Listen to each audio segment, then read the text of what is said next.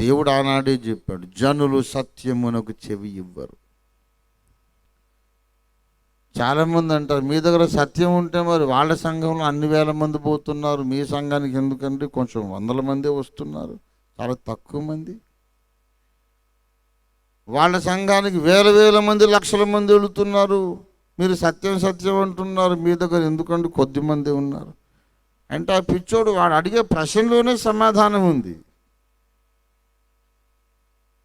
సత్యబోధ నా దగ్గర ఉందని మీరు అంటున్నారు, మీకు ఎందుకు ఎక్కువ జనం రారు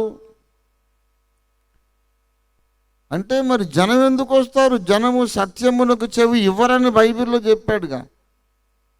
ఇప్పుడు నేను సత్యబోధ చేస్తున్నాను అని నేను అనుకుంటున్నాను, ఇది సత్యము కాదు అని ఎవరైనా నాకు లేఖనము చూపి నిరూపించేదాకా ఇలాగే అనుకుంటాను. నేను అలా అనుకునే హక్కు అయితే నాకుంది. ఎవరైనా పెద్ద మనిషి రావాలి, స్టేజ్ మీద కూర్చోబెట్టాలి, ఓఫీర్ బాబు నువ్వు చెప్పిన బోధ తప్పు, ఇదిగో లేఖనము చూడని నన్ను కన్విన్స్ చేయాలి, ఒప్పుకుంటా.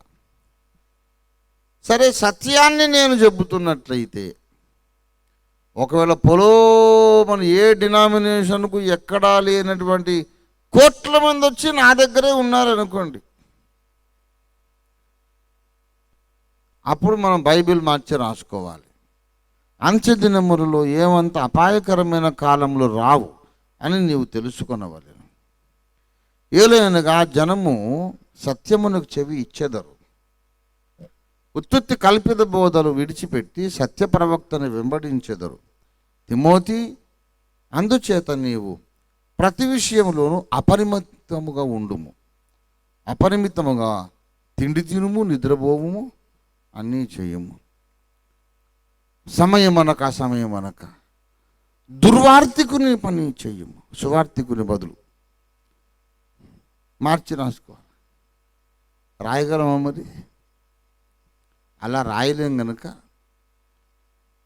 రారు, సత్యం దగ్గరికి జనాలు రారని తెలిసినా ఎందుకు చెబుతున్నావు నువ్వు? మరి ఎందుకు ఈ బాధ, ఎందుకు ఈ బోధ? రాత్రి మగలు నిరంతర ప్రయాణాలు, నిద్ర లేదు, ఆహారం లేదు, ఎందుకొరకు అంటే ఆ పెద్ద ఆయన చెప్పమన్నాడు కాబట్టి చెబుతున్నాం. దేవునికి స్తోత్రం కలుగును గాక. యెహెజ్కేలు ఆ సాక్ష్యం కొరకు. ఎందుకు తెలుసా సువార్త చెప్పడం?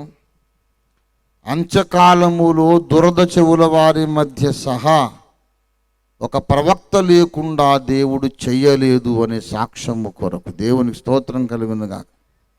ఒక ప్రవచనాత్మక పరిచర్య లేకుండా, సత్య స్తంభము లేకుండా దేవుడు చెయ్యలేదు. వింటే వింటారు, లేకపోతే పోతారండి. దేవుని నమ్మకత్వానికి ఇది సాక్ష్యం. ఎవరు విన్నా వినకపోయినా సత్యాన్ని ప్రకటింపజేయకుండా దేవుడు మౌనము దాల్చలేదు. ప్రపంచానికి ఇది సాక్ష్యం. రేపు న్యాయపీఠం ముందు ఇది సాక్ష్యం, సాక్ష్యార్థము ప్రకటించబడుతోంది. మన పని మనం చేస్తున్నాం, అందుకు మనము సంతోషించాలి, దేవుని పట్ల కృతజ్ఞత కలిగి ఉండాలి. కానీ ప్రజలలో నుండి వస్తున్న రెస్పాన్స్ను బట్టి మాత్రం చూస్తే ఇవి అపాయకరమైన కాలాలు. వాళ్ళు సత్యానికి చెవి ఇవ్వరు, కానీ నువ్వు మాత్రం చెప్పాల్సింది సత్యమే. దేవునికి స్తోత్రం కలుగును గాక. హల్లెలూయా. ఎవరు విన్నా ఎవరు వినకపోయినా, ఎవరు సన్మానించినా అవమానించినా, దండలు వేసినా రాళ్ళు వేసి కొట్టినా, మెచ్చుకున్నా నొచ్చుకున్నా, ప్రశంసించినా చెంప వెదికినా, ఏకరీతిగా ఏకధాటిగా మనం బ్రతుకున్నంత వరకు రెండు విషయాలు ప్రకటిస్తాం. దేవతలనబడిన వారిలో అసలు సిసలైన సృష్టికర్త అయిన దేవుడు నజరేయుడైన యేసు మాత్రమే. దేవునికి స్తోత్రం కలుగును గాక. ఇది ప్రప్రథమమైనటువంటి మన ప్రకటన. నమ్మండి, నమ్మకపోండి. వాదానికి వస్తే నిరూపిస్తాం. ఏమైనా వినాలని ఆశ నేర్చుకునే మనసు ఉంటే నేర్పిస్తాం. కాదు కాదు బాబు, నీకన్నా మేము ఉద్దండ పండితులం, నీకే నేర్పగల ఘనపాఠీలం అనుకుంటే చేతులు కట్టుకొని కూర్చొని నేర్చుకుంటాం. మేము ఎరిగిన సత్యం ఇది. దేవుడు అనే 3 అక్షరాల మాటకు అర్థం ఏంటంటే మరియ కుమారుడు కన్యకుమారుడు యేసే దేవుడు. దేవునికి స్తోత్రం కలుగును గాక. ఎవరు విన్నా వినకపోయినా యేసునందు విశ్వసించిన వాళ్ళందరూ నమ్మవలసింది. పౌలు తన పత్రికలలోనూ ఆచరణ ద్వారాను నేర్పిన బోధ అందరూ నమ్మాలి. నీ డినామినేషన్ ఏదైనా మాకు సంబంధం లేదు. డినామినేషన్ వేరు కావచ్చు, వేరే బైబిల్ ఉందా? డినామినేషన్ వేరే కావచ్చు, నీకు వేరే రక్షకుడు ఉన్నాడా? వేరే రక్తం, వేరే యజ్ఞం ఉందా? వేరే పరిశుద్ధాత్మ ఉన్నాడా? నీకు వేరే పరలోకం ఉందా? ఏ డినామినేషన్ అయితే మాకెందుకండి? దేవుడు ఒక్కడే గనుక మన విశ్వాసం ఒక్కటిగా ఉండాలి. దేవునికి స్తోత్రం కలుగును గాక. హల్లెలూయా. ఎవరు విన్నా వినకపోయినా మన బోధన, మన వాదన ఇది. జనము చెవినివ్వరు, కానీ మనము దేవునికి చెవి ఇచ్చాము. దేవునికి స్తోత్రం కలుగును గాక.